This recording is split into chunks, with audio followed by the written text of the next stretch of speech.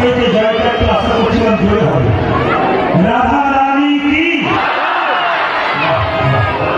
শ্যাম সুন্দর কি, মদন মোহন কি, হরিবাসর কি। আপনারা জয় বলছেন না ভয় বলছেন বুঝতে পারছি। রাধা রানী কি, শ্যাম মহাপ্রভু যিনি কলিযুগের ভগবান, অদ্বৈত প্রভু গঙ্গা জলে তুলসী পত্র দিয়ে মহাপ্রভুকে আহ্বান করলেন।